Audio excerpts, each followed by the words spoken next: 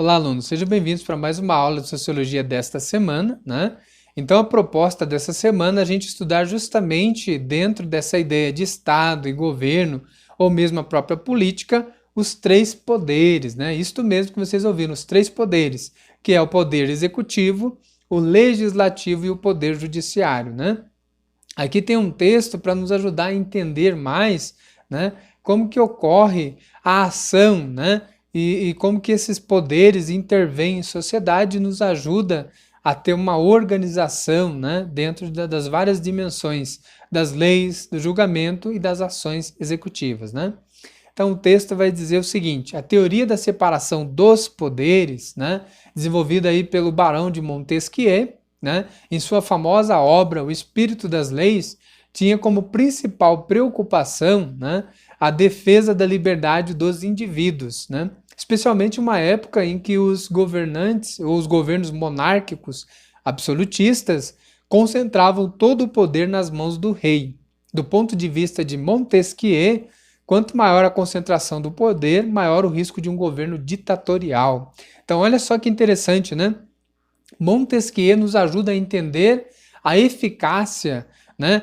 Qual o papel social, político e qual a importância desses três poderes, né? A gente vai ver que Montesquieu, por um bom tempo, ele vai estudar aí regimes políticos monárquicos absolutistas, ou seja, o monarca é aquele que tem plenos poderes, é um só que governa todo mundo, né? Segundo os seus desejos, suas vontades e o que ele acredita ser o certo.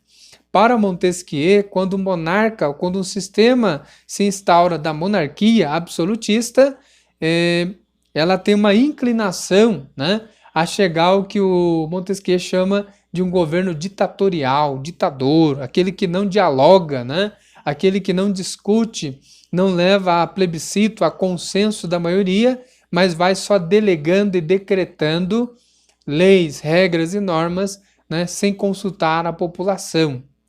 Então, para ele, a melhor forma de se governar seria justamente dividindo, né, separando esses três poderes, né, que é o executivo, o legislativo e o judiciário, né?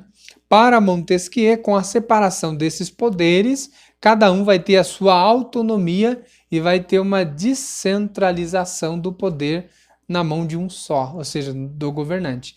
E aí sim, vai haver uma possibilidade maior de que as ações desse governo sejam justas, ao contrário de serem injustas ou ditatoriais, né? Então, Charles de Montesquieu, quem foi ele? Foi um político, filósofo e escritor francês, né? Famoso por ter sido um crítico severo, então, da monarquia absolutista e um defensor da teoria da separação dos poderes. Sua obra mais influente, como eu já comentei sobre ela, O Espírito das Leis, foi publicada em 1748, né? E que nos deixa um legado de conquistas e direitos sem proporções, né? A gente for olhar a nossa sociedade, né?